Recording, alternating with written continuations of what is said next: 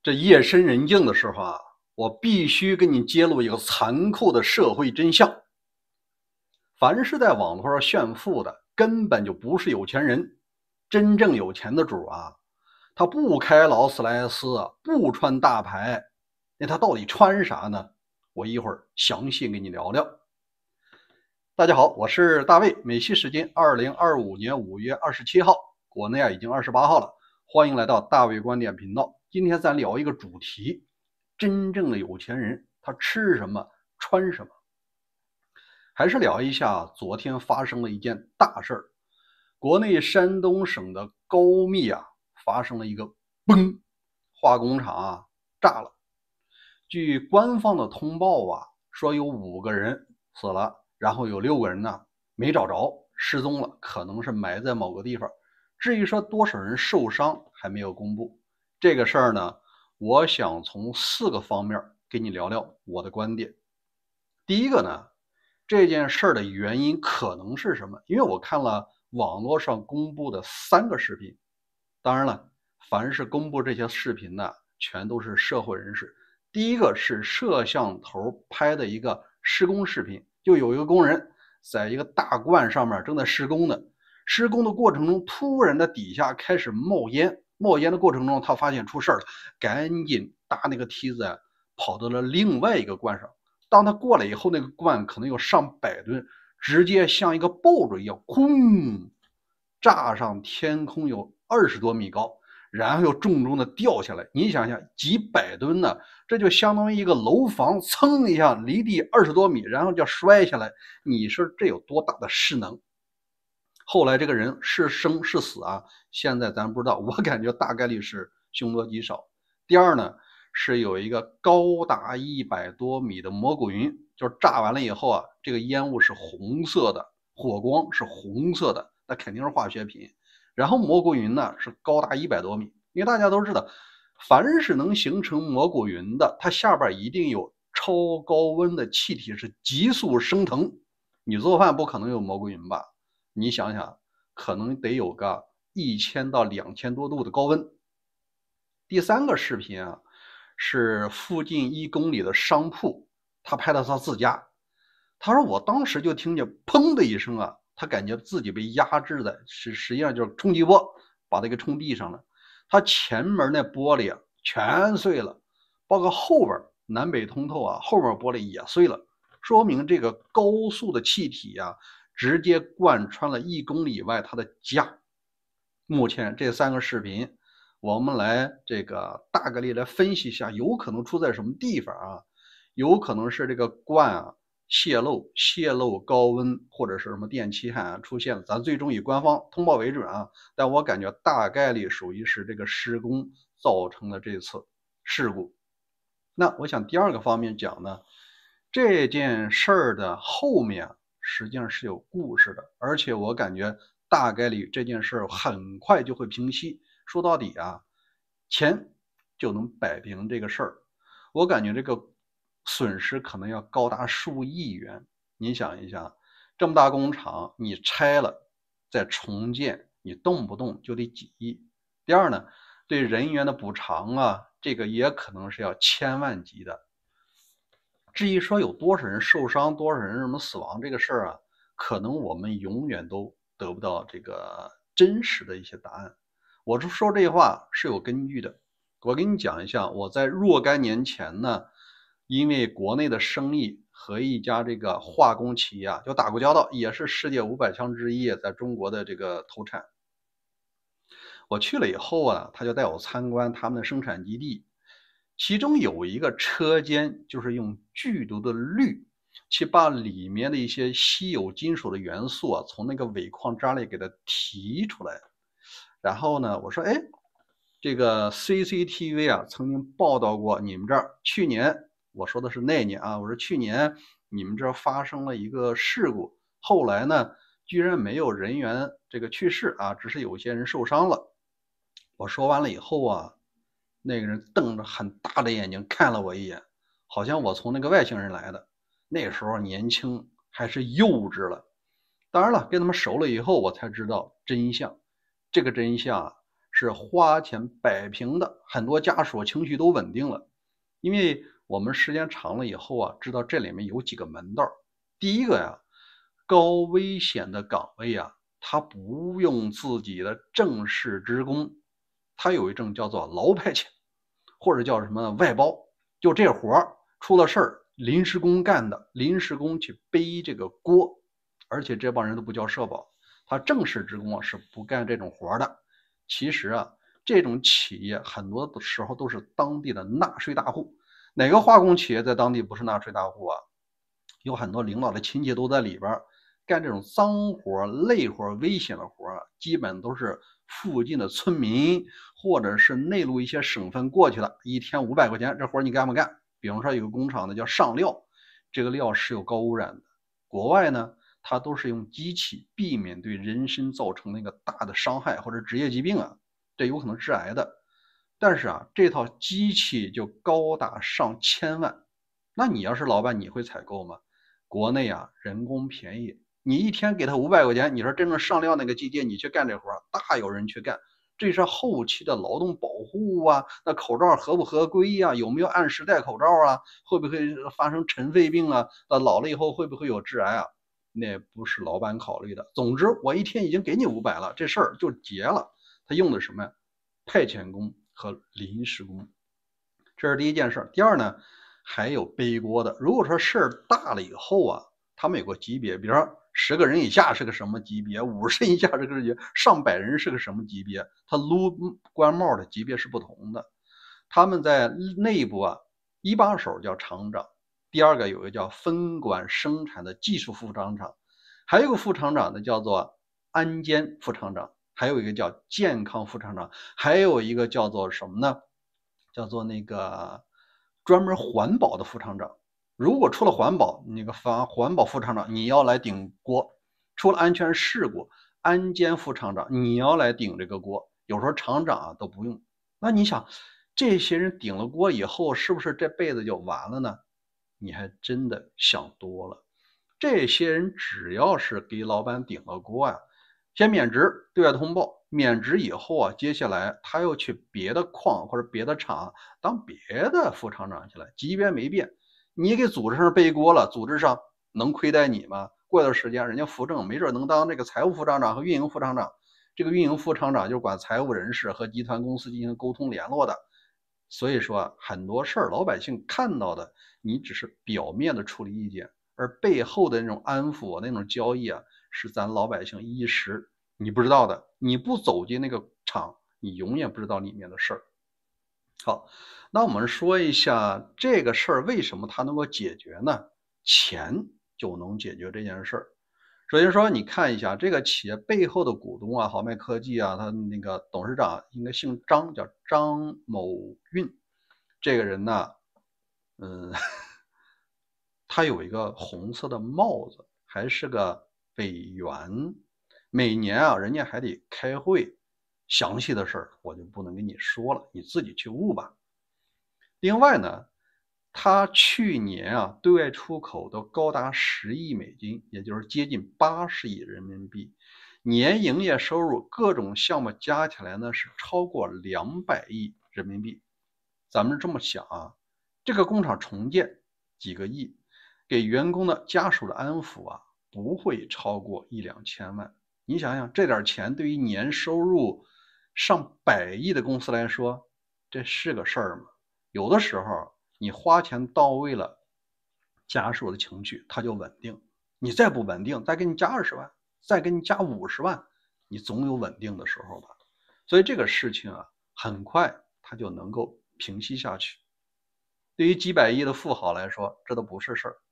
所以我给你讲一下，在国内的富豪啊，不是说开劳斯莱斯的，住着大别墅，吃着海天盛宴，然后穿着 LV，那都是土鳖。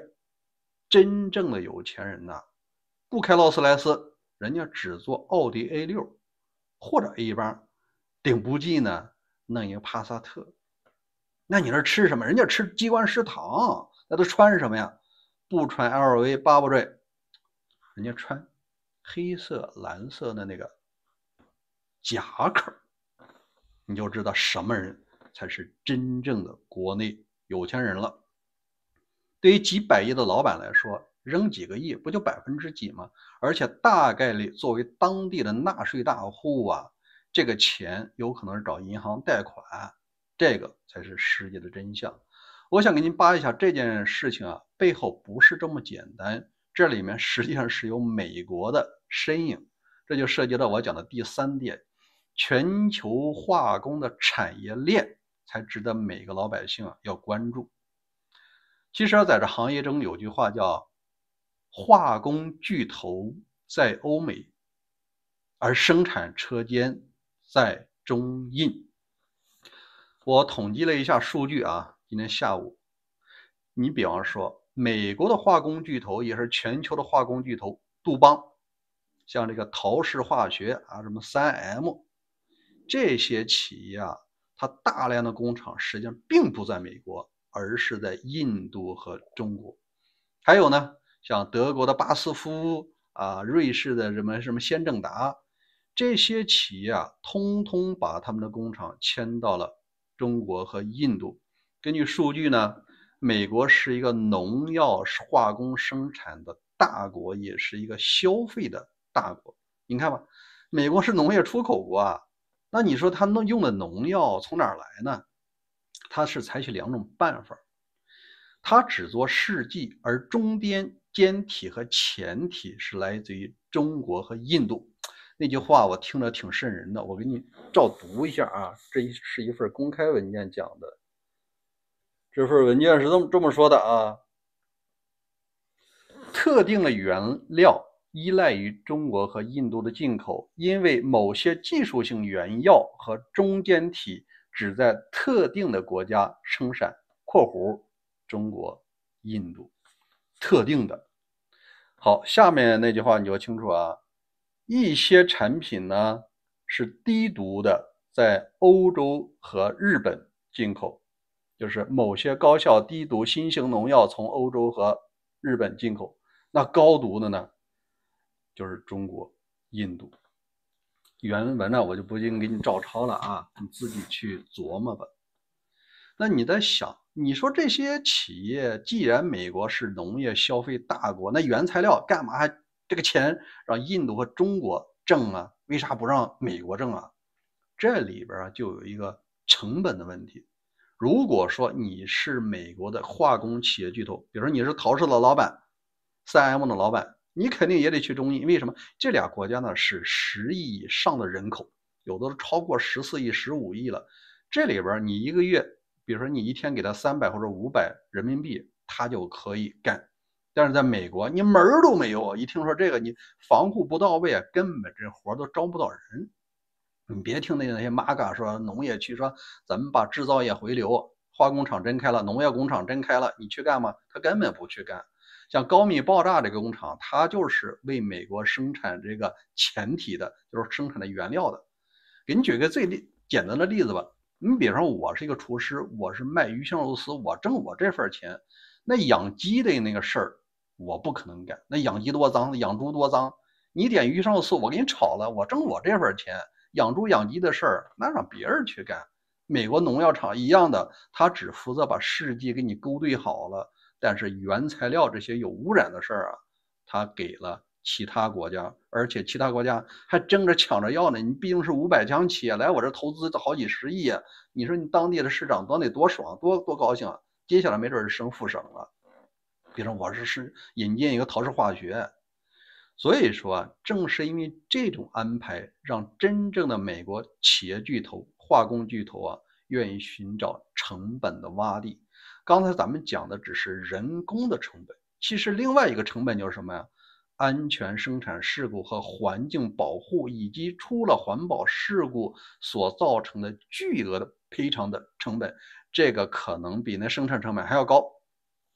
那高到什么程度啊？这就有个词叫美命贵。给你举个例子吧，在前几年旧金山有一次雨后，那树上咔嚓掉下一个大树枝子，正好砸着一个跑步的一位女士啊，不是一个小伙子。砸完了以后，你这赔多少钱？1000万美金。你不要以为说国内100-200万人民币那撑死了，没有。至少是1000万美金起步。那原因是什么？他说我咋的了？我接下来后半生我得雇人吧，照顾我吧。这个钱除了我的钱，再就是雇工的钱，你得付吧。还有，我也不能开车了，因为我下半身残疾了呀。我这个驾驶乐趣体验不了，精神赔偿吧，对吧？下半身这个不方便了，主轮椅了，你跟那个夫妻生活的时候，很多姿势也无法实现了，这重大损失吧，也体验不到人生的这个快乐了，赔钱。所以说，你真正把精神损失啊、各种损失啊、什么照顾损失、这一辈子护工的损失加起来，你100-200万是打不住的，那至少得大几百万。你要是开工厂，你肯定也想着这事儿放印度去吧，那印度比较简单啊，那不知什么比索。所以说啊，成本才是他们自然的一个选择。有的国家还真的是抢着要这种化工企业来。那我们再说第4件事，这个也挺扎心的。你别看老川经常讲啊，我要把美国的制造业回流，你从来没见他说把化工业和农药厂回流吧？原因是什么？我跟你讲哈，这些红脖子州啊，基本上都是农业州。如果说农药涨价了，它肯定会麻烦。我看了一个数据，在今年老川不是和中国搞了那个对等关税嘛？什么你加30，我加45，什么加50，最后搞到100多。其实啊，在国内的一些上市公司专门输美产品的化工企业啊，它有个叫公共关系部门或者叫这个对外部门啊，披露，你可以自己去查一下。好多企业披露说，本次我们输美产品不受影响，因为对等关税啊，压根儿就豁免了这些农药和化中产品。就是川普啊，他征别的关税，当然后期也经过谈判，半导体啊什么各种都减了，什么暂缓90天，那是谈出来的。而真正输美的化工产品和农药的前提啊，压根儿1分美金的关税就没有，他自始至终就豁免了。那你说老川的为啥豁免呢？他再糊涂也知道，这种化工产品、农药产品是不能迁回美国的，而且农药不能涨价。你支持他的主要还是红脖子州。你想一下啊，如果说这些农药企业真的搬回了美国，生产成本高还不算，如果万一出现了高密这种嘣的一声，那要伤多少人，那要残多少人，那要气化了多少人，那要死多少人，这赔偿他能受得了吗？再者说，只要是化工企业啊，它至少有3大污染。第一个，你生产化工的时候，你有废渣，废渣固体污染吗？这个东西最终可能要进入到土壤。第二，你生产过程中一定会生产废气，这个废气可是污染空气的。第三个，你的化工企业是必然产生废水、废渣、废气、废水，你周围的环境如果万一产生了渗漏，产生了这种问题，这个影响啊，治理可能需要数百年。当这些红脖子有一天发现，哎，我怎么肺病啊？什么长个瘤子啊，肝上长个瘤子，肾要换，或者说发现新生儿畸形了，我告诉你啊，以我对美国红脖子这尿性了解啊，他不光要打官司，要这家企业破产，老板给他送进去，总统卸任以后也得追责，对吧？更有甚者啊，你要是发现自己的孩子什么畸形了啊，对吧？父母什么癌症了，他敢把你们祖坟刨了，这真不夸张。所以说啊，这件事儿你就清楚了，在国内会很快解决掉，但是这种全球产业链是无法在短期内打破的，仍然有一些第三世界的国家争着抢着让这些化工企业来自己的国家投资，解决就业的问题，解决税收的问题，环保的事儿啊，那都往后放一放，那是下一任的事儿，甚至是下下一任的事儿，他早复省了，对吧？同样，美国的农民仍然不用担心这些污染的问题，他只需要做后面的实际。而且美国有些这个富裕阶层啊，他在选购食品的时候，他在选购4、5，他做有机食品，有机食品虽然贵个20%、30%，但是值得。你看我们经常去的就是有机食品，一般食品不买，哎，不需要省那个钱。最后，我问你一个灵魂拷问：孟母3000是希望给孩子一个好的环境。